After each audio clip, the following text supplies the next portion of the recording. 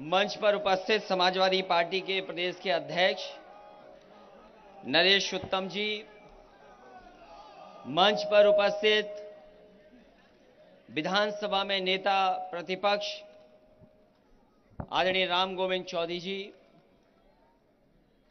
Samajwadi party से विधायक और सांसद रही आदरणीय तंजीम फातिमा जी, मंच पर उपस्थित हमारी समाजवादी पार्टी के बहुत ही सम्मानित नेता आदरणीय बलवंत सिंह रामोलिया जी, मंच पर उपस्थित पार्टी के जिलाध्यक्ष रामपुर और आसपास के समाजवादी पार्टी के सभी पदाधिकारी, बड़ी संख्या में समाजवादी पार्टी के विधायक, एमएलसी, पूर्व विधायक, सांसद, उपस्थित सभी पदाधिकारी, युवा साथी, नौजवान और रामपुर के हमारे सभी आदरणीय बुजुर्ग, माताएं, बहनें, नौजवान साथी और पत्रकार बंधुओं, मैं सबसे पहले रामपुर की जनता का बहुत बहुत धन्यवाद और आभार प्रकट करना चाहता हूं।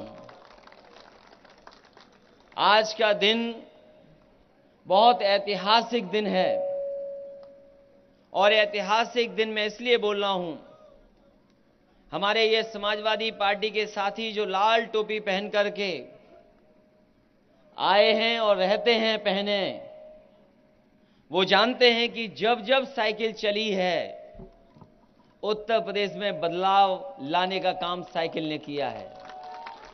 मुझे वो समय याद है 2011 में जब समाजवादी पार्टी के लोगों को और हम लोगों को साइकिल चलानी पड़ी थी और लगातार समाजवादियों ने साइकिल चलाई और उसका परिणाम यह हुआ कि उत्तर प्रदेश में उस समय जो सरकार थी उस सरकार का सफाया हो गया। ये कहीं न कहीं हमारे ऊपर भगवान की कृपा है, समाजवादियों पे आशीर्वाद है और आज का आशीर्वाद तो दिखाई इसलिए दे रहा है, अगर ये बादल न होते तो शायद हम और आप यहां पर बैठ नहीं पाते। अगर कल की गर्मी का अंदाज लगाएं आज हम, तो शायद हम साइकिल भी ना चला पाते। हम और आप लोग पसीने से नहा गए होते, कितनी गर्मी और तकलीफ में हम लोग को साइकिल चलानी पड़ती। लेकिन सोचो भगवान ने कितना बड़ा आशीर्वाद दिया कि एकदम मौसम बदल गया है। और अगर आज मौसम बदला है, साइकिल केवल अभी चली नहीं है, अभी साइकिल को पैडल नहीं मारा है, और अगर मौसम बदल सकता है साइकिल चलने से और रामपुर से, तो जिस समय पैडल मारा जाएगा साइकिल पे, हमें पूरा भरोसा है उत्तर प्रदेश का और इस देश का मौसम बदलेगा और ये सरकार बचने वाली नहीं है। और एक दो मुकदमे लगे हों तो बात की जाए उनकी, अगर एक आध मुकदमा लगा हो तो उसकी बात हो, एक आध धाराएं लगी हों तो बात हो।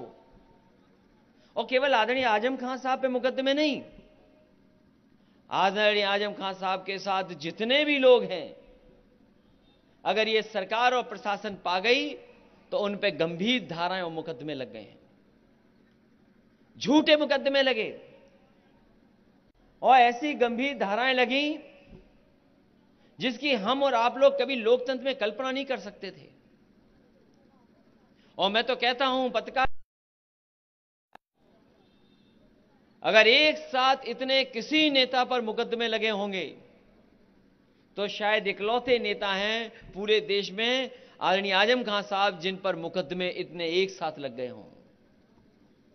और मुकदमे इसलिए लगे, उन्हें फंसाया इसलिए जा रहा है कि उन्होंने सबसे ऐतिहासिक काम किया है, वो हमारी आपकी पीढ़ी की तरक्की का काम किया। उन्होंने जो काम किया है वो किया है इसलिए कि आने वाली पीढ़ी हमारी अच्छी हो जाए, आने वाली पीढ़ी का भविष्य अच्छा हो जाए, इसलिए उन्होंने ऐसी शानदार यूनिवर्सिटी बनाई है। कौन बनाता है ऐसी यूनिवर्सिटी? कोई नहीं बना यूनिवर्सिटी। और सोचो कहां बनी है यूनिवर्सिटी। समाजवादियों ने जब भी मौका मिला होगा नेताजी को, समाजवादी पार्टी के लोगों को, ऐसी ऐसी यूनिवर्सिटियां, संस्थाएं बनाई हैं जिससे आने वाले समय में जो आने वाली पीढ़ी उसका भविष्य बेहतर हो। ये आज की पीढ़ी के लिए नहीं, यूनिवर्सिटी बनी है आने वाली पीढ़ी का भविष्य कैसे बेहतर हो। और फिर जिस सरकार से हमें आपको लड़ना पड़ रहा है, उन्हें तो एक ही बात याद आती है कि ठोक दो। तो जिन्हें ठोक दो की भाषा याद हो तो उनसे क्या उम्मीद करोगे कि कुछ बनाएंगे वो लोग।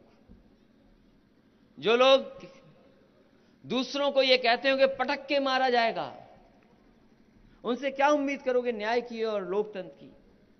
इसलिए हमें भरोसा है कि अभी तक जहां जहां अपनी बात रखने का मौका मिला है, जब कभी न्यायपालिका के सामने हमें मौका मिला उस दिन हमें न्याय मिला है। और हमें पूरा भरोसा है कि आने वाले समय में जब भी न्यायपालिका हमारी बात सुनेगी, आदरणीय आजम खान साहब की बातों को जानेगी, न्यायपालिका हमें पूरा ईमानदारी से न्याय देने का काम करेगी। और ये लड़ाई लगातार चलती रहेगी। ये पहिया जब घूमेगा, ये जो हमारे इतिहास के और साइंस के छात्र या नौजवान जानते होंगे, धरती पे और दुनिया में तरफ तरक्की आई जब पहिया आ गया। पहिए के आने से सब विकास जुड़ गया, नई नई चीजें निकल करके आ गई, नए नए आविष्कार निकल करके आ गए। और जैसे जैसे पहिया घूमा, तरक्की और खुशहाली आगे आती रही। और अब तो हम लोग इंटरनेट के जमाने में हैं, वहां एक पहिया नहीं लगता, व्हील व्हील व्हील, तभी कहते हैं www. तो साइकिल में 2 पहिए और आज के जमाने में 3 पहिए हैं जो इंटरनेट पे लगाने पड़ते हैं, तब रफ्तार हमें मिलती है। तो याद रखना, अब तो दिन भी नहीं बचे सरकार पर। अब सरकार पे कितने दिन बचे हैं गिनो कभी। अब दिन नहीं बचे सरकार के।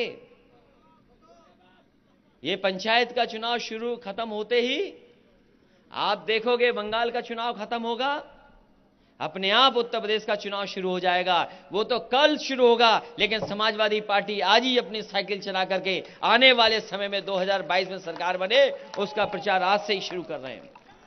और याद रखना साथियों, ये जो हमला हो रहा है, ये जो हमला होने जा रहा है या लगातार जो हमला हो रहा है यहां के रामपुर के लोगों पर, ये सब पर होगा, कोई बचेगा नहीं।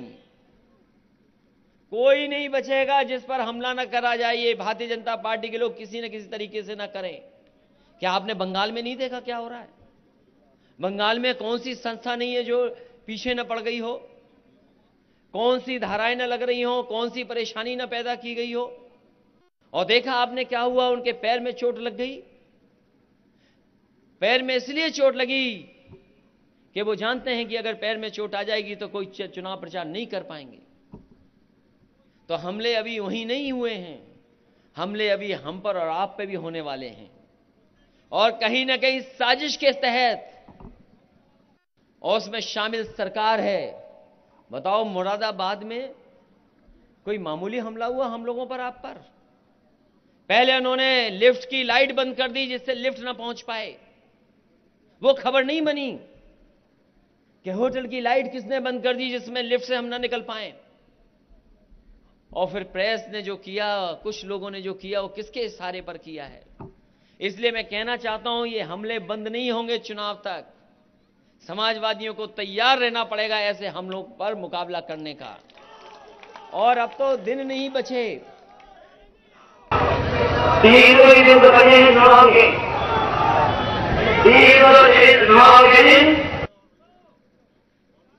300 दिन से ज्यादा नहीं है।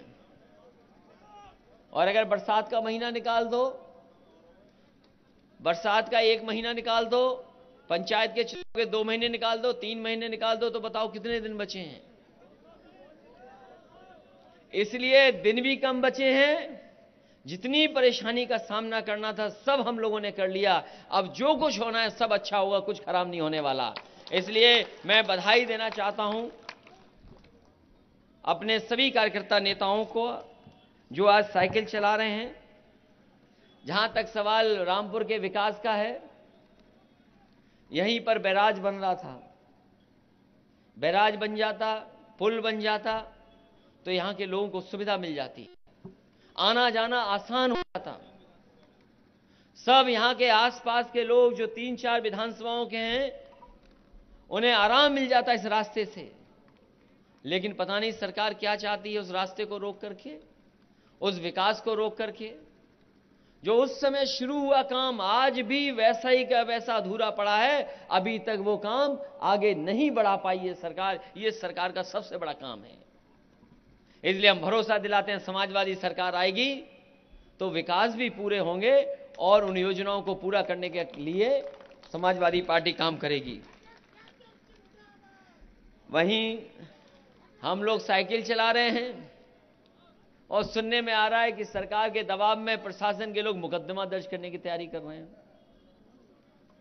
हम और आप लोग साइकिल चला रहे हैं, प्रशासन मुकदमे की तैयारी कर रहा है। ये तो तैयारी अभी केवल विधायकों की, अभी जनता को नहीं कहा हमने साइकिल चलाने के लिए। जिस दिन समाजवादी पार्टी के लोग अपील कर देंगे साइकिल चलाने वालों के, तो सड़क पर जगह नहीं बचेगी, इतनी साइकिल चलेगी। और पता नहीं सरकार वाले भी क्यों चाहते हैं कि हम और आप साइकिल ही चलाएं। ये सरकार वाले भी चाहते हैं, ये सरकार वाले भी चाहते हैं कि हम और आप साइकिल चलाएं। तभी तो डीजल पेट्रोल की कीमत देखो कहां पहुंच गई है। डीजल और पेट्रोल की कीमत कहां पहुंच गई है। तो सरकार खुद इशारा कर रही है कि आप लोग साइकिल चलाओ। इन्हीं शब्दों के साथ मैं सभी कार्यकर्ता साथियों को बधाई देता हूं, धन्यवाद देता हूं।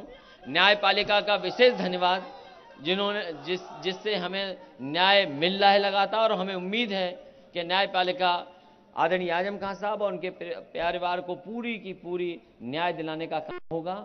वहीं मैं अपने साथियों से कहूंगा, क्योंकि साइकिल चलाना बहुत बैलेंस बनाने का काम है, आप लोग हमें बैलेंस बनाए रखने देना और उसमें सहयोग करना, जिससे कि हम लोग बैलेंस बना करके साइकिल यात्रा पूरी की पूरी कंप्लीट कर दें। बहुत बहुत धन्यवाद, बहुत बहुत बधाई आपको।